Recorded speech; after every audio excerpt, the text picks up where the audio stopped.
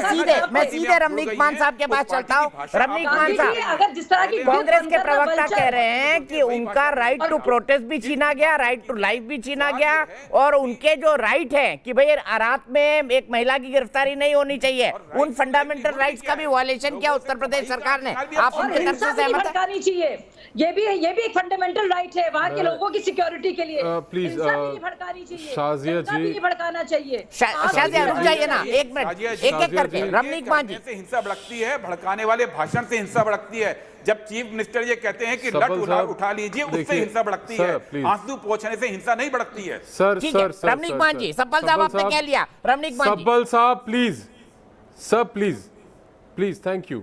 देखिए, मैं 2-3 बातों का यहाँ पे उल्लेख करना चाहता हूँ। पहले मैं उत्तर दूंगा सब्बल साहब की बात का, फिर मैं मुद्दे पे आता हूँ।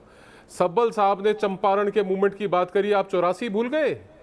आपकी सरकार ने, तत्कालीन प्रधानमंत्री ने कहा था, अभी आप कह रहे हैं डंडे उठा लीजिए, उन्होंने कहा था बड़ा पेड़ गिरता है तो धरती हिलती है, और जब धरती हिलती है तो दिल्ली में सिखों के गलों में टायर डाल के जिंदा जला दिया जाता है। ये आप कहना चाहते हैं? आप राइट टू लाइफ की बात करते हैं। देखिए, कांग्रेस को कोई अधिकार नहीं है राइट टू लाइफ बात करने का। के कंटेक्स्ट में बात करो। आप कंटेक्स्ट में बात कर रहा हूं ना, मैं तो बोल रहा हूं, मैं आ रहा हूं ना। आप लेके गए मेरे को चंपारण, कौन लेके गया? आप लेके गए ना। कहां बात कर रहे हो आप? कहां की बात 84 पे ले गए? विवेक जी आ रहा हूं आपके पास, शांत हो जाइए। विवेक जी आ रहा हूं आपके पास। राइट टू लाइफ नहीं। अब लखीमपुर आओ, लखीमपुर आ जाओ, लखीमपुर आ जाओ। आपको मैं 2 बातें बताता हूं, और शाजिया जी पहले मैं आपको बताता हूं, आप सिर्फ एक वीडियो, अरे आपको जवाब मिलेंगे मेरे हजूर सारे, जरा संयम बना के रखिए, मैं देता हूं जवाब। आपने बात करी लखीमपुर के अंदर एक वीडियो की, आपने दूसरे वीडियो की बात क्यों नहीं करी? सबसे पहली बात तो यह कि रास्ता किसी का रोकना नहीं चाहिए, और अगर किसी ने रास्ता रोका है तो गाड़ी चढ़ाने का अधिकार नहीं है, और अगर गाड़ी चढ़ गई तो किसी को लाठी मार मार के उसकी जान लेने का अधिकार नहीं है। इस सारे प्रोसेस में 8 भारतवासियों की जान गई है।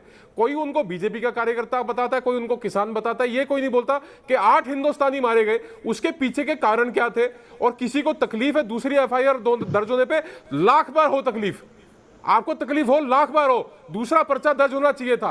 जब वहां पे लिंचिंग होगी तो उसके ऊपर आपत्ति दर्ज होनी चाहिए। और आप किसानों के हितैषी बनते हैं, कांग्रेस पार्टी के मेरे प्रवक्ता साथी। भैया मेरे को एक बात बताइए, हनुमानगढ़ में लाठियां मार मार के सिर खोल दिए किसानों के, आपको वो नहीं दिखे? आप लोगों का जो एक रोहित वेमुला के समय से ये जो एक वल्चर टूरिज्म शुरू किया है ना आपने, ये गिद्धों की राजनीति जो शुरू करी है, प्लीज उसको जवाब मेरे देश को बख्श दीजिए। आपकी राजनीतिक रोटियां सिके न सिके, हिंदुस्तानियों की जान जा रही है। और सुनो, मैं बताता हूं, अभी थोड़ी देर पहले आशुतोष जी कह रहे थे कि वो 5 मिनट का रास्ता है, दीपक जी जवाब ले लीजिएगा। ये हो गया वो। अरे आशुतोष जी, आप तो आशुतोष नहीं, आप तो शेरलॉक हो, आप शेरलॉक हो। मैं आशुतोष जी ऐसे मत कीजिए, इन्वेस्टिगेशन हो रही है, आपको देश के कानून व्यवस्था पे आपको भरोसा है या नहीं, उस बात का उत्तर दीजिए। यदि भरोसा है तो इन्वेस्टिगेशन हो लेने दीजिए, मंत्री पुत्र हो, मंत्री हो, कोई हो, बराबर टांगा जाएगा। आप इन बातों को उल्लेख करेंगे ना कि उनके ऊपर यह पर्चा दर्ज है, तो ऐसे तो यह कांग्रेस पार्टी के दोनों शीर्ष नेता जमानत पे बाहर है। ये कौन सा जमानत पे नहीं है? राहुल गांधी कहां से होगा? जमानत पे है। देखिए, बात करें आप मुद्दे की, आप सिर्फ ये बता दीजिए, इस पे जवाब ले लीजिएगा। गुरदीप जी मैं बिल्कुल आऊंगा, लेकिन मुझे पहले विवेक और जगतार जी के पास जाना है। किसने दिया अधिकार?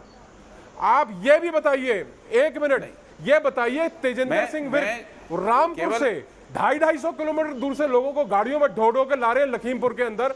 लखीमपुर के अंदर जिस जगह ये घटना हुई है, वहां पे कितने लोग बाहर के थे? और जो 4 मृतक है, चारों में से कोई एक स्थानीय था? बताइए। कोई 50 किलोमीटर दूर, कोई 100 किलोमीटर दूर, कोई 250 किलोमीटर दूर से आ रखा है। क्या अंदर का हो या बाहर का हो, गाड़ी से कुचलने का अधिकार मंत्री के बेटे को नहीं है।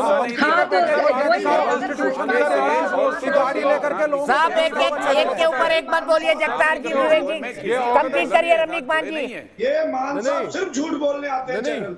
प्लीज मैं कंक्लूड कर रहा हूं। आप झूठ बोल रहे हैं, आप झूठ बोल रहे हैं, कंक्लूड कर रहा हूं। आप कह रहे हैं किसानों के खिलाफ मैं कंक्लूड भी है। एक मिनट शाजिया जगतार जी के पास जा रहा हूँ। रमनीक जी कंक्लूड करिए, मुझे विवेक जी और जगतार जी के पास जाना है। 1 मिनट, जिन्होंने जगतार जी इस बात को मानेंगे, जिन लोगों ने 4 लोगों को डंडे लाठी मार के मौत के घाट उतार दिया, वो किसान नहीं हो सकते। जिन लोगों ने 4 लोगों को डंडे लाठी मार के मौत के घाट उतार दिया, वो किसान नहीं हो सकते। भैया मंत्री के बेटे के बारे में भी 2 शब्द बोल दो। मंत्री के बेटे के बारे